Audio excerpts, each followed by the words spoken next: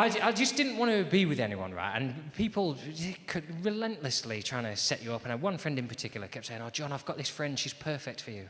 And I said, "Well, if she's a friend of yours, keep her away from me. How's that? Because I will ruin her life. I don't want that to affect our friendship. If she's a friend, but you think, yeah, she's a friend, but I wonder what she'd look like crying.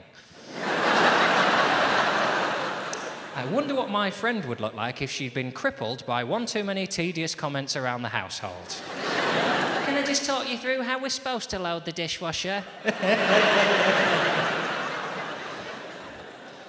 If that's the future you've got in mind for your friend, then you carry on with this little mission. But otherwise, leave me out of it. That's what I thought was fairest, right? But she didn't leave me out of it. What she did is then she introduced this person to all my other friends. So my other friends got on board and then had a house party and they all got on me at once. They said, "Oh, you should meet this girl, John." And then she said, "Oh, I'm telling you, John, you're going to end up marrying this girl." And that really pissed me off.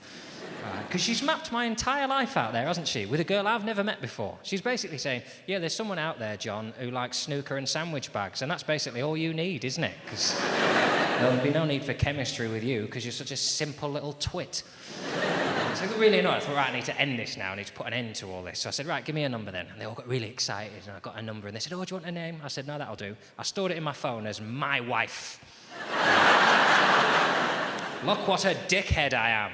Right? Because I didn't want to get into a conversation. I didn't want to have to say to them, "Look, do you know the reason I haven't got a girlfriend is because I don't like myself. I don't want to be with anyone." It's too much information to share with your friends, right? The reason I didn't like myself through my 20s is, one thing, I don't think I'm a very good person, right? And that's because, although I do good things every now and again, I'll be perfectly honest with you, I don't do good things so that the world gets better. I do them so that people see me do them and they like me more.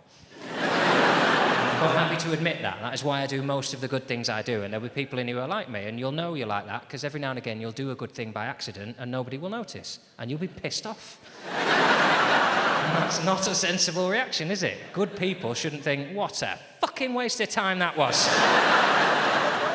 Could have kept that money.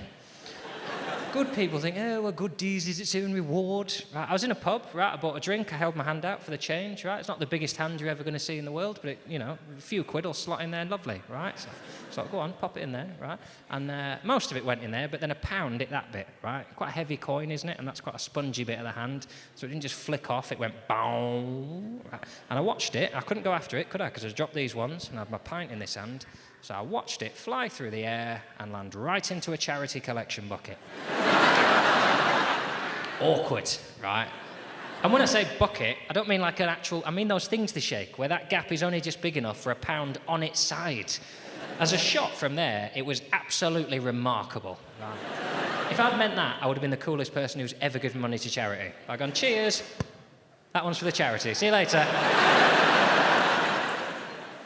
But obviously she knew I didn't mean it, right? So she's not looking at me, the barmaid, thinking, oh, what a lovely guy giving that pound away. I know what she's thinking. I can see her face. She's thinking, oh, look how annoyed he is. I was annoyed because you can't say anything there, can you? You can't say, you haven't got a key for that, have you? I didn't mean that. That was it wasn't an accident. It was your fault. I told you where I wanted it, and you sliced the pass. You owe me £1 and another one for the distress. Give me £2, please. Right? I didn't know what to say to get out of this situation, right? So I stared at the thing, and I could have been there 15 minutes. I have no idea, right?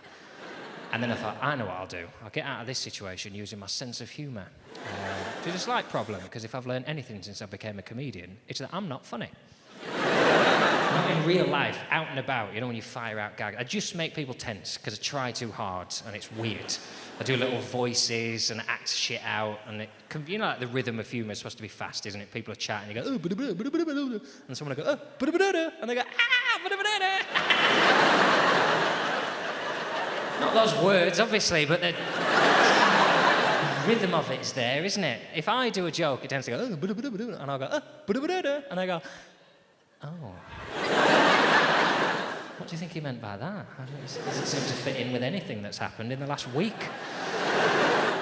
I'll just tell you what I said, and this will be the best illustration, right? I'm there holding my hand out, right, and I looked at her, and I looked down, and I noticed the charity that was being collected for, right? So here's my little zinger to get me out of this situation. You can have this. I said, oh, knowing my luck, I'll probably end up getting prostate cancer now as well.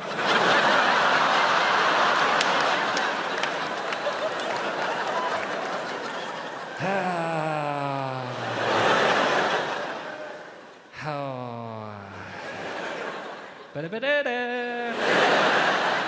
What sort of penis says that to someone? And I really stared at her as well, as if to go on, enjoy that. I'm a professional, it's fine. I'm that funny all the time. So naturally she said the only thing you could say when someone says that to you, she went, yeah, you might.